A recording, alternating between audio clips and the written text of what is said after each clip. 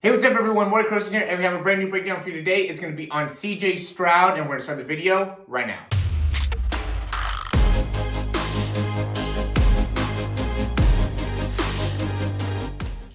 All right, so many of you guys know that CJ Stroud is the quarterback at Ohio State. He had a little bit of a shaky start to the year. Some people started to think that, maybe he shouldn't be the guy, but lately he's definitely been doing a lot better. Very, very strong overall arm. I do like looking at the back angle first here just because we could see, how good he does of a job of loading into that back hip, how quickly he's able to load into that back hip, and then just how smooth that release is, right? The big thing that I think a lot of quarterbacks make the mistake of is doing like that double load that I talk about where you go back, right?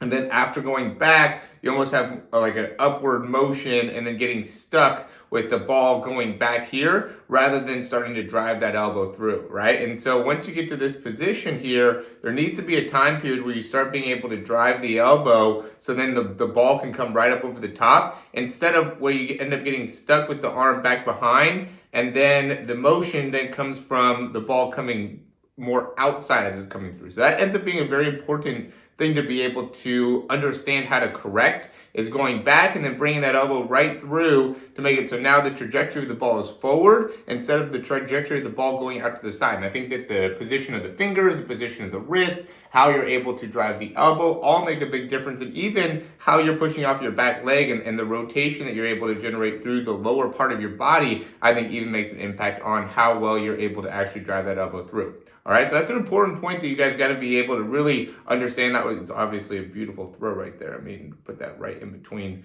two guys, right on the money, maybe even three guys. All right, let's look at, no, I don't think this is a good one for looking to see how long it takes him to get the ball out of his hands, just because it was a little bit of more of a back shoulder throw, so he wasn't really trying to get the ball out of his hands quite there. There's a later one that's better. All right, so here's going to be a good example for seeing how long it takes him to get the ball out of his hands. So we'll see here, let's start at 90.033. Okay, and you can see he drops the ball a little bit, right? And he does end up getting a position where, his base is, wide, but it's also not really wide, right? I've been talking a lot about base lately, and I don't think his overall base is like super long, but what really makes a big impression to me is how good of an extension he gets out of that back leg, right? He really pushes off of that back leg to get the momentum started from the ground. And I think, again, this is a common mistake that I see. Not understanding how to push off the back leg to be able to generate the necessary momentum needed to really throw with a lot of velocity in the ball. So you can see where he's at. It's 0.2. Ball's out of his hands here. 90.333, right? Another example of 0.3 seconds getting the ball out of his hands. I'm going to quickly interrupt this video just to say if you like the information, go ahead and click that thumbs up, subscribe down below, and we'll hop right back into it. Okay, so, this is just time and time again, the thing that we see is quarterbacks able to get the ball out of their hands in under 0.35 seconds. And the main reason you're able to do that is by not wasting a lot of time with the ball back behind your head, but being able to be very efficient at bringing the ball right straight up, then driving the elbow through and being able to release from that position. And, again, the lower body mechanics matter here. You can't be, going and wasting a lot of time taking a big step, right? So you can see here, he, doesn't spend a lot of time. He gets that front foot down and is pushing off that back leg and is ready to throw the ball, right? So see how as soon as he's pushing off that back leg, that ball is starting to come forward and out. I see this where the timing ends up being off, right? If you're spending a lot of time just taking the step, right, then by the time you take your step and then, after you take your step, then you have to go and go through a whole motion before the ball comes out of your hands. It's all time that can be utilized to be able to get your momentum going forward and get the ball out of your hands. As a quarterback, you got to get the ball out of your hands. You got to be able to just make a decision and be able to go with that decision and you be able to flick the wrist, right? Colleges really like to see somebody that could just go make a decision, get the ball out of his hand. Look how his base is here, right? See how he has a wide base, gets that foot down, gets the ball out of his hands, right? That's a critical thing. And so now, by the time the ball gets to the receiver, he's got a lot of space here to work with, right? He also is able to stay in bounds right here.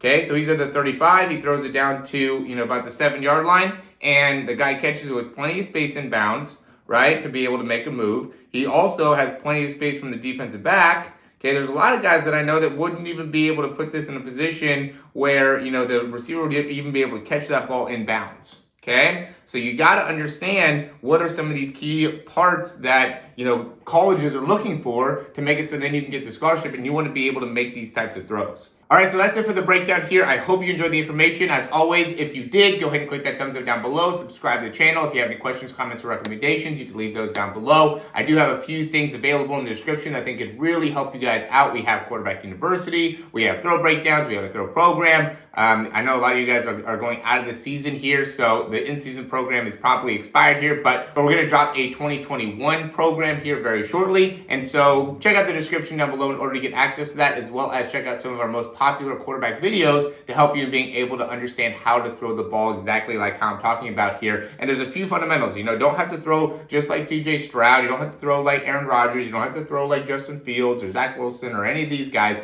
You want to be able to just have a release that's consistent and make something that's your own, but you want to have some of these key fundamentals. You need to get the ball out of your hands quick. You need to have a good solid base. You need to have a good wrist position. You need to front arm in a certain position. You need to be able to create certain amounts of rotation out of your spine, out of your hips. You got to be able to create extension out of the elbow. All that will be described to you in the videos down below, as well as a part of this channel. So if you're interested in learning more about how to become a better quarterback, go and subscribe right now. And as always, thanks for watching, and we'll talk to you soon.